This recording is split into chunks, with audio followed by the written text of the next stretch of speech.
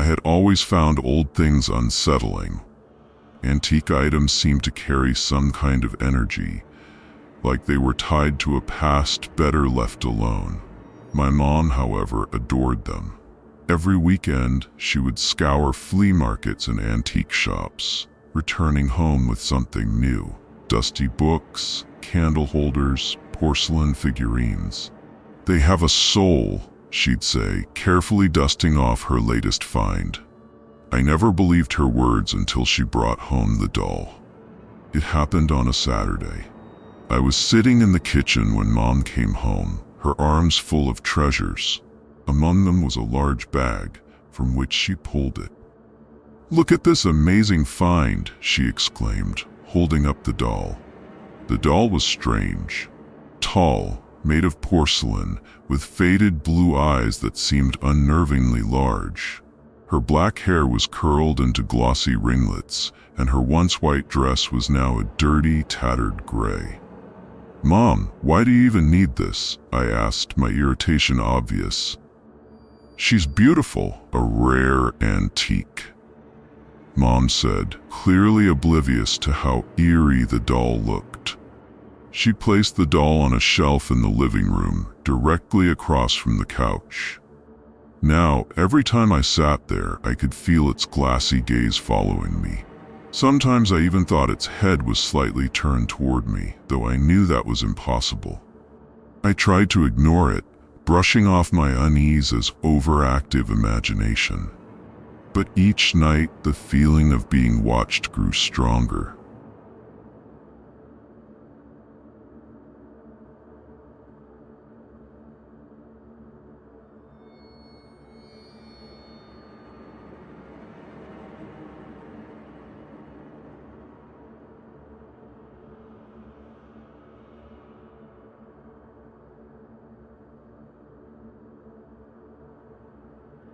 The next night, she came back.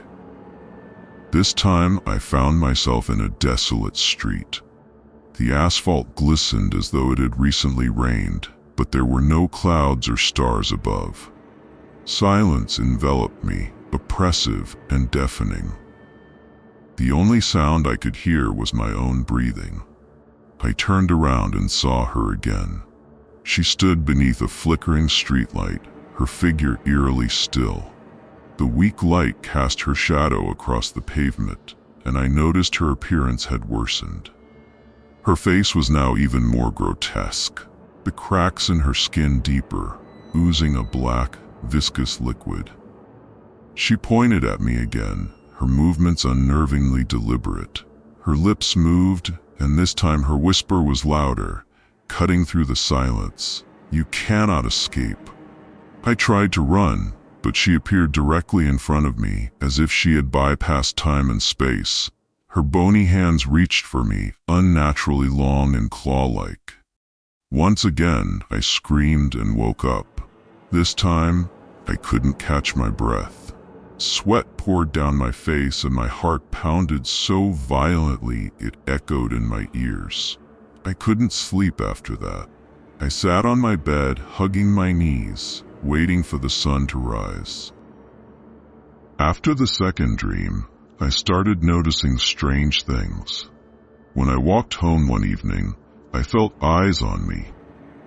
Every time I turned around, the street was empty, but the shadows seemed longer, stretching unnaturally under the streetlights. One night, I heard faint scratching sounds coming from the hallway. The noise was so similar to the sound of her steps in my dream that I couldn't bring myself to leave my room. The most terrifying thing happened a few days later. I was in the bathroom washing my face. When I looked up at the mirror, I saw her. She was standing right behind me. Her grotesque, broken face was inches from my shoulder. Her empty, black eyes bored into mine. I spun around, but the bathroom was empty. That's when I realized she wasn't just part of my dreams anymore. That night, I woke to the sound of movement in the corner of my room. It was faint, like nails dragging across the floor. I turned on my nightlight and saw her. She was standing in the corner, her head tilted unnaturally to one side. Her cracked lips moved, and I heard her familiar whisper, "I see you." I screamed and reached for the light switch, but the lamp wouldn't turn on. She took a step toward me, her jerky movements resembling a broken puppet. Her limbs seemed to stretch, her figure looming larger. Panicking, I grabbed my phone and turned on the flashlight. The beam of light hit her face, and in an instant, she vanished, dissolving into the air like smoke. But I knew this wasn't over. After that night, her presence became a constant in my life. I saw her reflection in windows as I walked down the street. I heard her whispers behind closed doors. Every time I closed my eyes to sleep, she would return. Her face became more monstrous, her whispers louder, drowning out my own thoughts. "You belong to me," she repeated over and over. One evening, I came home and found my bedroom door slightly ajar. On the wall opposite my bed, something was scratched into the paint. When I moved closer, I saw the words, "I'm here." That night, I didn't sleep. I sat in bed, clutching a knife, though I knew it wouldn't protect me. I found an article online about entities that cross over from dreams into reality. It said such beings feed on fear, and the only way to banish them is to starve them of their power. I decided to face her. That night, I lit candles and sat in the center of my room, waiting for her to come. When I heard her steps, I wanted to run, but I stayed. She appeared in the corner, her body contorted and oozing black liquid from her cracks. Her eyes locked on mine as she moved closer. "You don't scare me," I said, though my voice trembled. She paused. Her face began to distort, her form unraveling. "You cannot defeat me," she hissed, but her voice was weaker. I closed my eyes and repeated, "You're not real. You can't hurt me." Her figure started to dissolve, fading into smoke. When I opened my eyes, the room was gone. I was standing in a void, and in the distance I saw her, a faint, fading shadow disappearing into nothingness.